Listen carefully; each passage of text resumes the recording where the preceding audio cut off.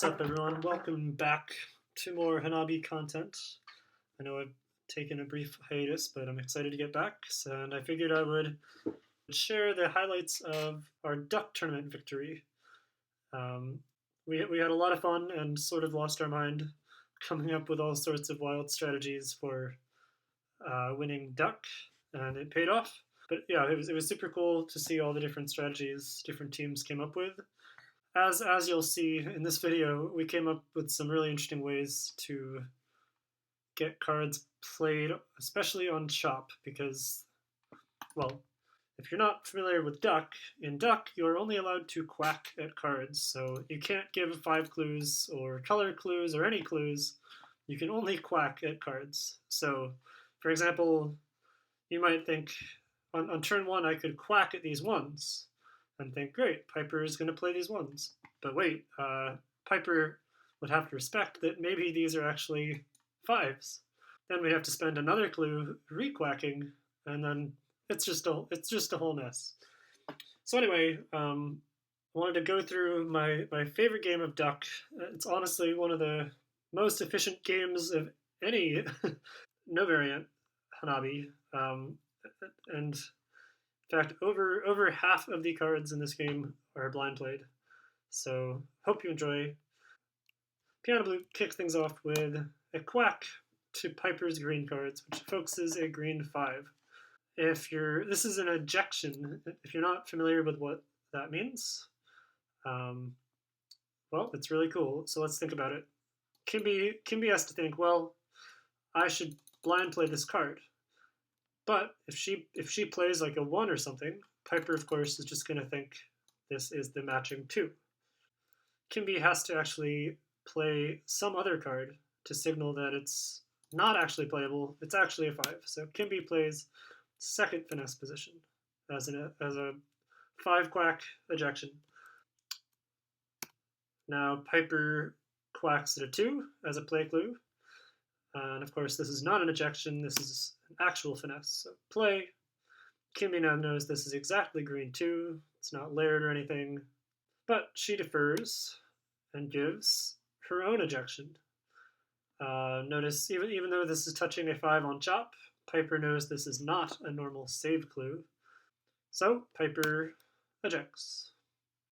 Alright, next is a taste of our duck-specific strats. I reclue this card, which is already known to be playable, right? And we've agreed that it's actually signaling something else, and that the something else that we determined is most valuable in duck is that someone has a playable card on their chop, and they should play it. So we called that a PYDC, a play your damn chop. So anyway, Kimby sees the blue 1, and so she knows it's actually on Piper as a reverse. But Piper has other ideas and quacks at Kimby. And what's this? Oh, another 5 color ejection. I guess, sorry, it's not a color ejection actually, it's a rank quack ejection. So next, Kimby reclues 2 cards. Just like in normal brown suits where 2 cards can't be disambiguated, recluing 2 cards generally means to play the rightmost card. So now maybe I have blue 5 and a blue 2. And what's nice is now I know these are duplicates actually. So anyway, Piper plays his damn chop. So I play, and now I know that this is exactly a duplicate purple 2, and now that this is exactly a purple 5.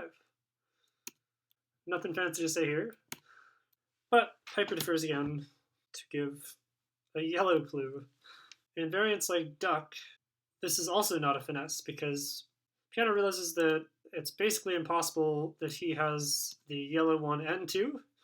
So as we talked about with the ejections, right, if I was to play my first finesse, Kimby would just assume that this is playable. But it's not playable, it's actually a 2-away 3. So Piano discharges. And this is extra cool because guess what? Now Kimby realizes she already knows this is a 5. Now she knows this is exactly yellow 3 and exactly yellow 5 because the yellow 3 is the only 3 left that would signal a discharge. Think of it like a positional, really, right? It's the first, second, third finesse. If it was blue, I would just play finesse. So yellow 3, yellow 5 known, purple 2, purple 5 known. Things are going smoothly for us here. Usually, because of the 3 quack discharges, you can't do normal unknown trash discharges until at least all the 1s are down, right? But in this case, I trust that Kimby now knows this is yellow 3, and now I do like a very early discharge. So Kimby does indeed discharge. Piper knows this is trash, and after discarding the 1, now knows that he has exactly green 5 and green 3 or 4.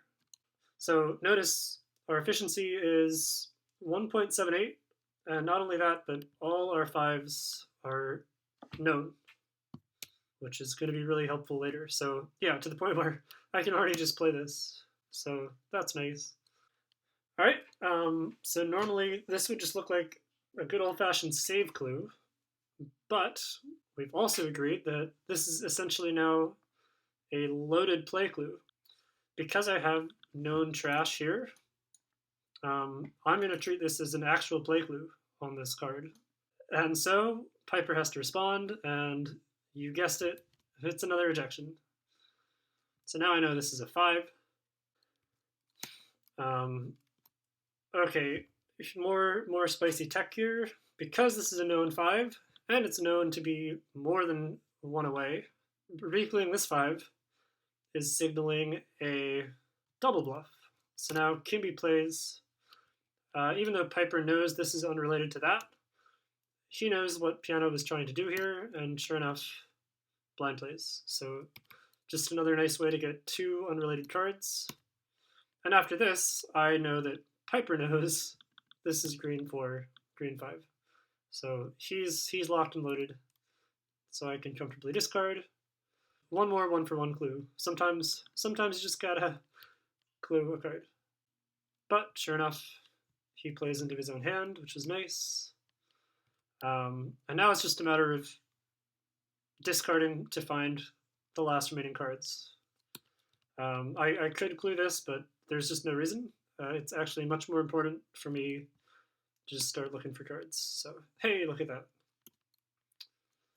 All right, follow up. Now, I think this is known now, right? It's 1, definitely yellow 2. More discards. Now Kimby gives a finesse. Nice. Play, into play. Into play. And now for the grand finale of this game, I would love to find a way to get both these cards with 1 clue. We had previously come up with almost a meme convention for situations like this, and sure enough, well, check it out. Piano Blue bombs slot 4. Now, usually this, when someone intentionally misplays a card, usually that signals a double positional. But now, she knows she can't play this card now, right? If she was to play this card, you can see her note, then Piper would trust and play this card. Kimby also knows it can't be here, because if her card was here, why wouldn't I just do a positional bomb with this card? Boom, play, play. So, in fact, what I'm doing is something even more ridiculous. This is a reverse positional bomb double play discharge.